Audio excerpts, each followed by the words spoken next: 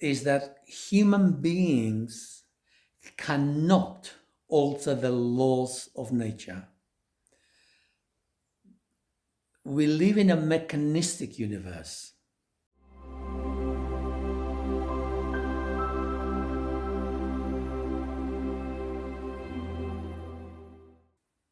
Hi. Today I'd like to share with you about thought forms, WhiteMagic and BlackMagic. Strange one for today's world, where we've become so technologically driven, so scientifically minded, that the notion of any other forces affecting human nature are incomprehensible. What can I say? But then, ignorance is bliss. Let me start with the basics. Nobody knows whether God exists or not. No one. I don't care who it is. Nobody knows. Even Charlie, whom I channel, doesn't know what God is. Because by definition, God is everything, so it's unknowable to us. It is beyond our paycheck. It is beyond our capacity to understand. However, we have the capacity for observation to look at the world around us. And so we can make reasonable assumptions. And the same applies to Charlie, the soul that I channel. He doesn't know God, but he surmises the existence of God via his understanding of the soul dimension and the impact that the soul dimension has on this physical dimension. Humanity has always known in their bones that there is something more to being a human being. We don't know what, but we know there's more.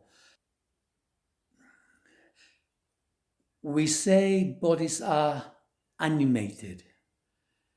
An inanimate body is a dead body, right? There's no life. Something's gone. We think of the clock is wound down, and when the winding has gone, it goes kaput.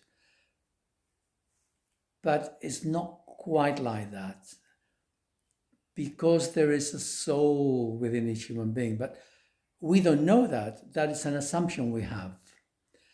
And in a way, it's a reasonable assumption. In earlier times, people would ascribe spirits in nature to explain the movement of the cosmos around them. Their explanations for life was there are spirits and they affect nature, they affect us. We've always sort of had that intuitive sensation that there is more, till now. Because in the modern age now, we are so mechanically driven by science that the mysticalness has gone out of life. Either that, or people go totally the other way and they become devoutly religious in possibly not so healthy way. So if I say, which is not new, I haven't said, I'm not the first one to say this, God is everything. If God is everything, the whole of creation is within God. By definition, it has to be. Nothing else could exist beyond it, because God is everything. And so what we know as human beings is that the world is fractal. As above, so below. We can see this, we can notice this, that there are these steps in consciousness, in experience. So, as above, so below. So the soul dimension, where Charlie exists, they are the ones who created the third dimension. So it wasn't God, the maker of all, who created the third dimension. God created the soul dimension, if you like, its shadow, its other half. It split itself into two while still being one, part of one. So the one part doesn't know the other. And so the soul dimension in turn, this is the fractal nature of life, the soul dimension in turn created life as we know it, the third dimension. And what I mean by this is that the will of God, because what else can there be? God's love is will. So the will of God stepped down into the soul dimension, and then the soul dimension creates the third dimension, and the third dimension is animated by soul. So everything that moves, everything that is alive, because it applies to inanimate as much as animate matter, everything that exists, every vibration within the cosmos, that exists ultimately by the power of will of the soul dimension. And when molecules congregate and come together, there are fractions of will that come together till gradually we have a human being. The whole human being is a collection of will. So we exist in a fractal universe, completely and utterly. And the ray that steps from God to humanity is the ray of will, the ray of love through the soul dimension. So here we are as human beings, and we reflect that fractal nature of the cosmos. We ourselves also create. The soul dimension, God creates the soul dimension creates us. We ourselves create. We have creativity, creative faculties. It's a step down, okay? It's a step down from God to us. And ditto with love. Our love is transactional. It is a hormonal love. It's not real love. It is a copy of God's love. I'm not saying that it's not valuable. It is. It keeps cultures together. It keeps relationships together. It keeps animals in their groups together. You know, it operates at every aspect. But it's not God's love.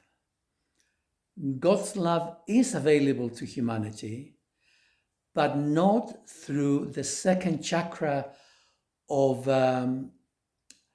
genetic hormonal sexuality.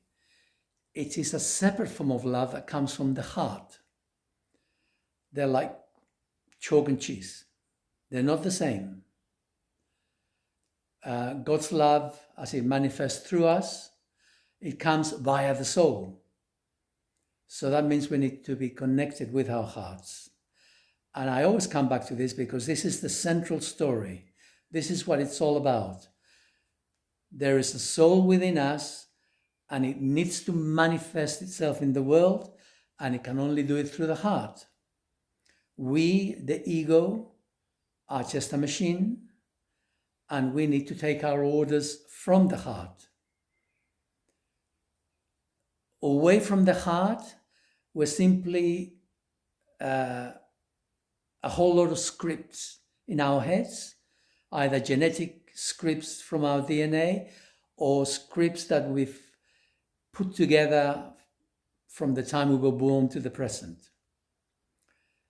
We think, I have free will. No, you haven't got free will. You're just a bundle of scripts dictating your movements from morning till night.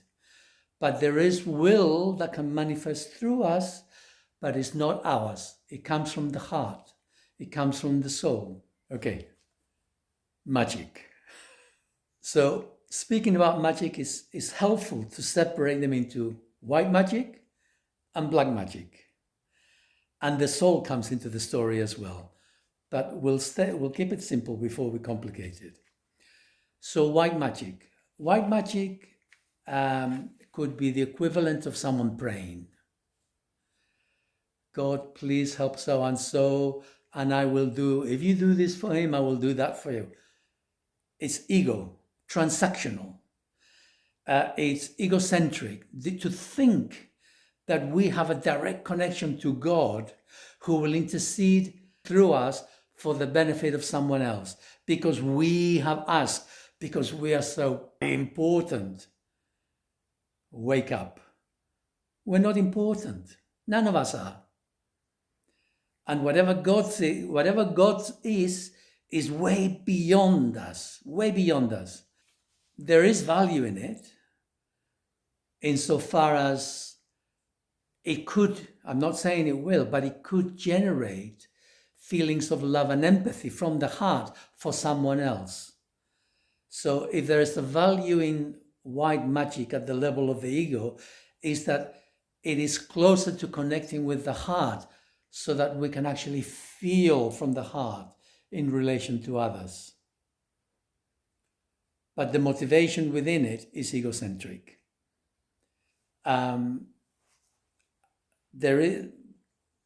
is more to be said with regard to white magic, and I will come to that another time, probably the next one, when we talk about self-protection.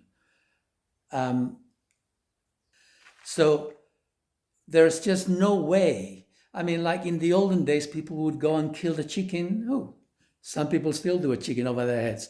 Okay, so people would go and kill an animal and say, God, intercede, do this.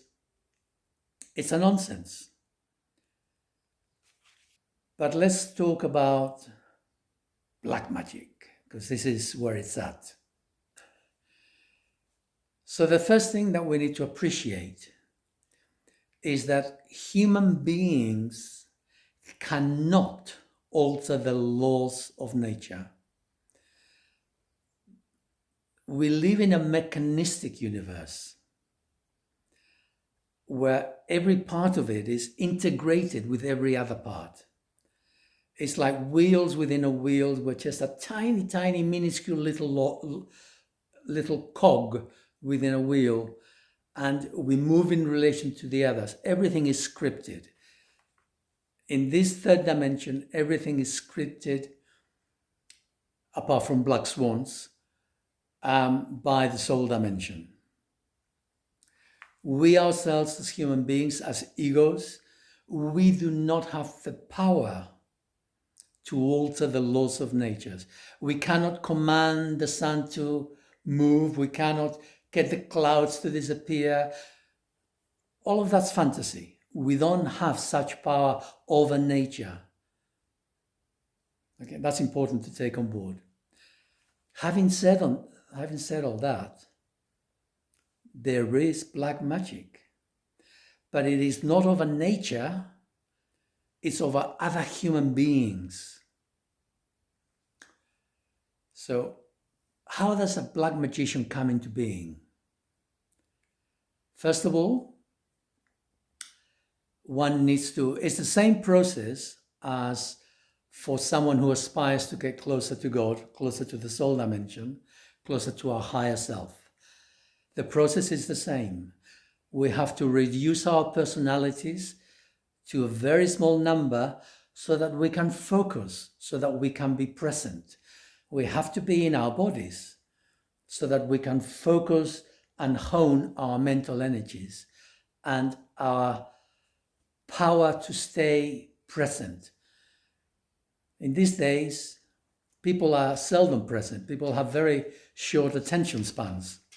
They're so lost in their electronics that being present and being aware of who we are from moment to moment. So we're basically, it's the fractured universe, which has fractured hugely. So first, we need to reduce the amount of fracturing within our psyche to a small amount of personalities so that we can actually stay focused. When we're present and we're focused, we come to a moment of choice. The choice is, let thy will be done, in the sense of, I surrender to my higher self. I surrender to my soul. I am here to be the messenger, to be the servant of my soul. The black magician does not do that. They come to a point, but the allure of the world is too much. They are much more focused on money, on power, on control of other human beings. And one of the things that happens as a person becomes powerful is that, certainly for men, is that their sexual energy, which has been used to do their black magic rituals, becomes overpowering, and it dictates who they are in life. So basically they get lost. I hate to say the lower urges, but in effect, that is what happens.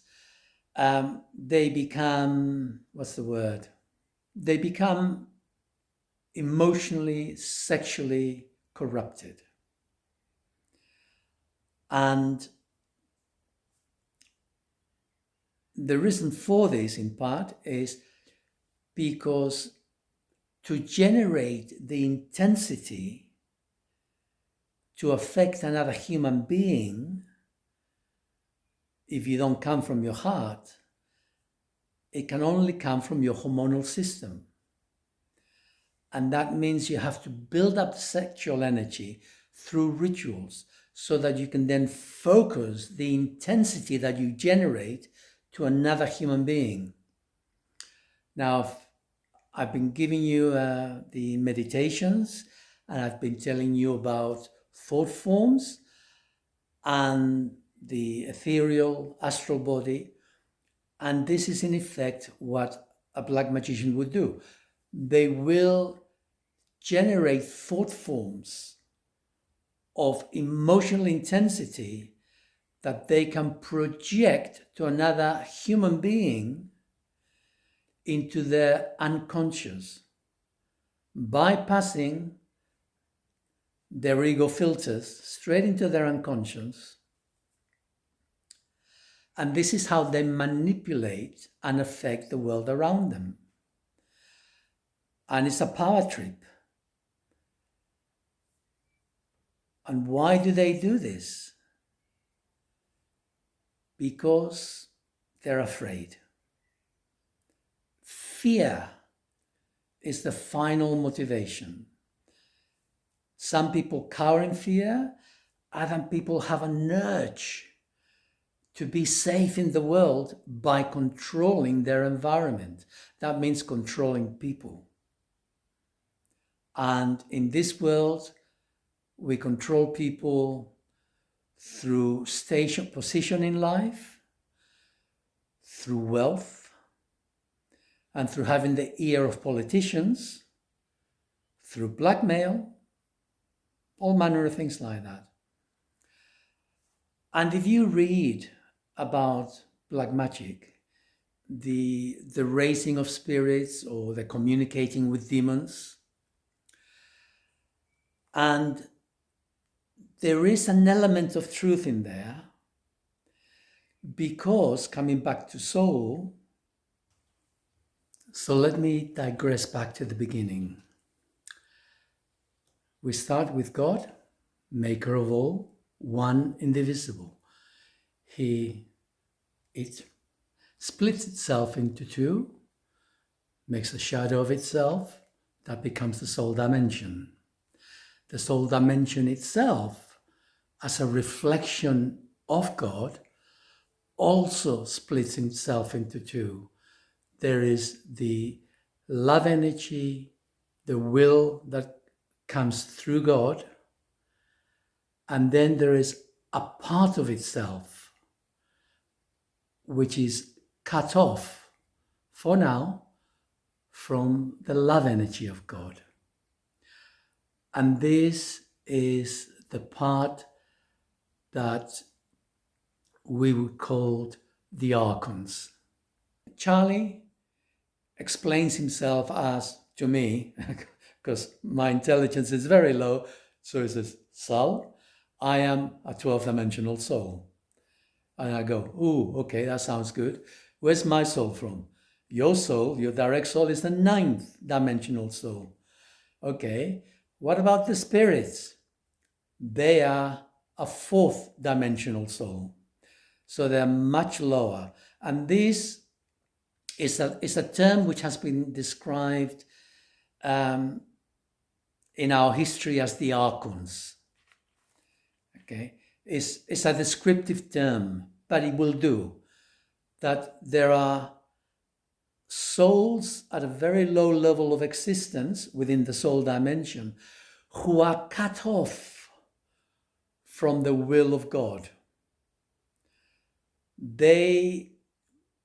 We as human beings get nourished by someone loving us. Okay, that is not good enough because we're always needy.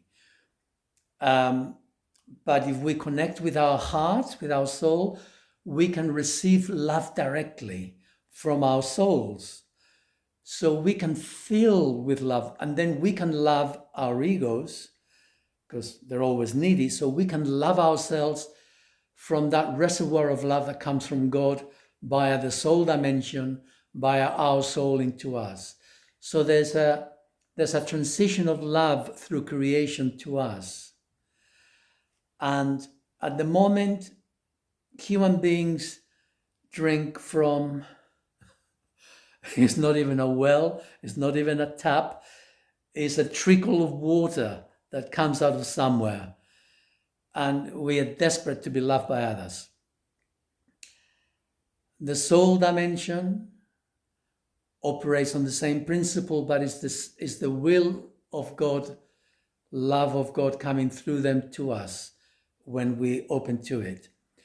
These 4th-dimensional Archonite souls, they are cut off from that flow. All they have access to is fear. And human beings, it's the nature of who we are. We are susceptible to fear. And when we are cut off from our hearts, fear reigns supreme. And these black magicians, they are the most fearful of all. Because from their perspective, they've sold their soul to the devil. They think they can play with God. They think they can play with nature. And there's a price to be paid for that, right? If you want to be of the earth, if you want to have everything on this earth and bugger the next world, so to speak, then there's a part of you that's going to fear what's going to come because you're not going to live forever. Eventually, you have to pay the piper. So there is a very deep fear, which the Archonites play on. So a black magician can be very focused, can be quite strong in their will, but behind that, they're ruled by fear. and they use their own fear to rule over others. So this has gone over long. I will stop here, and next time I will speak about how to protect oneself, because there is more to the story. I'm trying to share, but there's more. It's been pleasing to me over the last 6 or so weeks to see the uptick in new subscriptions. So I'd just like to say thank you. Thank you for subscribing. And I hope that you will engage more. Use me as a resource. Ask me questions. You never know. You might learn something new. Bye for now.